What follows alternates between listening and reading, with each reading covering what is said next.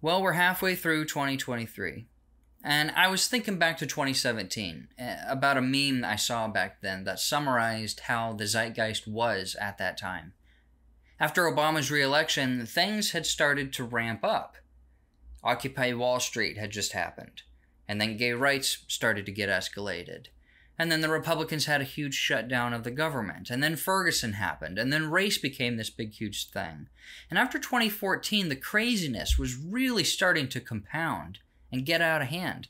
And I remember seeing this meme and thinking, well, these are fads. These are going to go away. This is just a crazy time and people will swing the other way like they always do. Now, this seems insane, right? Because hindsight is 2020. But you have to remember, I was still a normie-con. And all my life, I had heard people like Rush Limbaugh talk about these people like it was never going to last. I mean, there had always been wokeness in society. And Rush pointed a lot of it out. And it was always presented as if, well, these people are crazy. Or this was an isolated incident on a college campus involving some crackpot college professor with these kooky ideas. But, once these students went out into the real world, or, if these crazy socialist ideas were somehow implemented, the free market would fix it, or the students would be fired, and we'd all be forced to come back to reality. And in 2017, I was thinking, man, we have got to be reaching the zenith of what crazy can look like. It can't get any more crazy than this. And at some point, the craziness has to start failing and retreating. It's hard to remember, but there were political debates and Republicans were going to college campuses and engaging in tough discussions. And I was on Facebook talking about all this political stuff and I was arguing and hashing out these issues. And it felt like, people are misguided or they've been sold a lie. And, once they see the truth, there's going to be this opportunity to change people's minds. But of course, none of that has happened. And here we are in 2023. And everything's falling apart around us, and no one cares. The market doesn't care. The businesses don't care. The government doesn't care. They just keep going full steam ahead towards societal collapse. And also in 2023, we still see a very myopic view of the government and power from the mainstream conservative media. Literally nothing has changed since the corruption of the 2020 election, and yet no one was held accountable, and no rules have changed, and we hold less power now than we did then. And yet I still see the talking heads all speculating about Trump and DeSantis and Ramaswamy and Biden and polling and whether Trump's visit to Iowa was effective or whether DeSantis holding a beer is going to be a winning strategy. And I'm like, hello, it doesn't matter. The side that cheated is probably just still going to cheat because we did nothing about it the first time.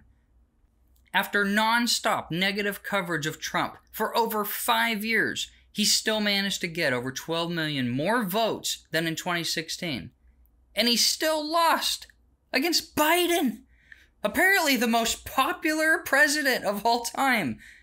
And they never explained what happened here. They never explained what happened here. They censored us on social media, and they built fences and walls around the White House because they knew what they did.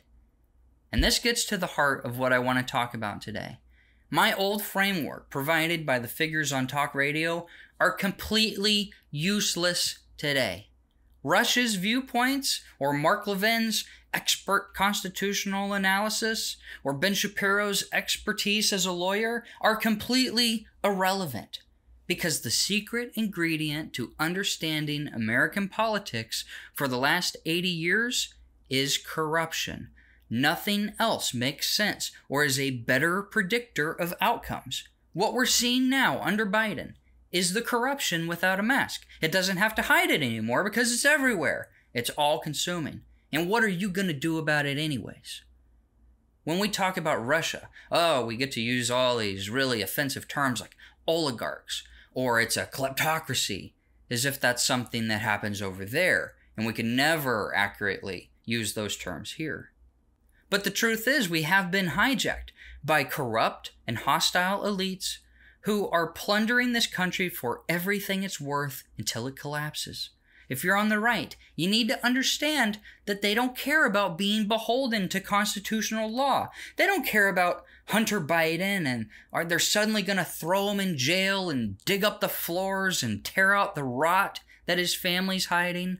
All they care about is wielding power and using it to destroy you.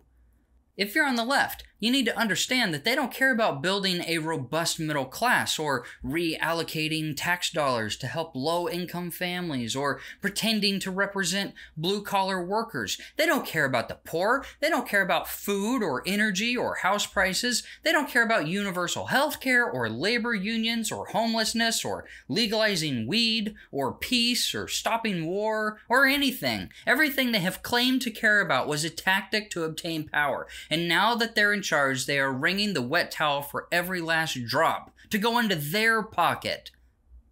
And we're watching all of this happen in real time, and everyone's looking around. What the hell's going on? And people just keep using the same super safe and politically correct lenses to come up with answers to that question. And no matter how many acts of corruption take place, most people continue to view politics as if it's all happening in good faith. But none of it makes sense unless you view it as corruption. And if there wasn't corruption, we shouldn't be able to just dig a little bit and find any. But as luck would have it, if you just scratch the surface, you find massive levels of corruption. And if you dig a little further, you find out the whole thing is corruption. It's not the United States of America with a tiny little bit of corruption on the side. It's the United States of corruption. Ukraine, corruption. COVID, corruption. Fauci, corruption. Black Lives Matter, 2020 election, the Biden family, the Clinton family, the 2008 recession and bailout, all of Wall Street, the FBI, corrupt, all of it, corruption. Literally every single thing is corruption. You can't look into one single pedophile network without finding police malfeasance and collusion or participation in it, or connections to our intelligence agencies. And whenever these pedophile networks get exposed and there's public outrage, oh, here comes intelligence swooping in to thwart our efforts of bringing about justice. And this is why you cannot do a good faith analysis of the system. This is why democracy is a farce. In a democracy, the system is obligated to allow the free flow of information so that we, the voter, can make the most informed choice about a candidate or their party and be properly informed and educated on any given current event. And this presupposes that the system is not corrupt. Or that if there is corruption, that the free flow of information would snuff it out. But of course, the corruption is the blood coursing through our veins. It animates every decision that we make as a nation. And so everything must be censored, redacted, and lied about. No event is just allowed to happen in real time. Because of course, you, the observer, would see the corruption. And so the system has to craft a narrative in real time, right along with every event, in order to hide what it truly is. Then you compound them doing this on every major event over the last 75 years and simultaneously taking over every institution of power, and suddenly public outrage isn't even a concern of theirs. Gaslighting is the new North Star, and their knee is on our neck, and they're raping and pillaging us for everything that we have, and it's all one big dare to see if we'll do anything about it. And so far, we just watch and whine. A while ago, I made an episode called What If They Just Say No?, where I made a rebuttal to a video that Jordan Peterson had made. Time and time again, we have pushed back against the system in different ways, only for the system to say no. We saw what they did in 2020, and we meagerly approached the court system and we asked them to just reverse the election, and the court said no. And that was the end of that.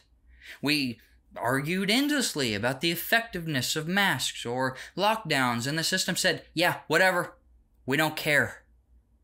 We do FOIA requests, and we try to find out information about what our government is doing and who's doing it. And if they even bother to respond, it's most likely going to be a big, fat no. Or if they do give you a document, it is so heavily redacted, it's completely meaningless. My point is that we have tried to fight back in a multitude of primarily peaceful ways, and over we are stonewalled by a government that is protected by corruption. And I think the result of this is learned helplessness. I think it's legit learned helplessness. The only alternatives to solve this problem are so horrific to contemplate to the average person. It's just easier to back off, go about your life, and ignore what happened. But you know, under the system we have now, there will never be justice for the crimes against humanity that were perpetrated against us during COVID. What they did to people, specifically the old people in this country, is unconscionable. It's evil.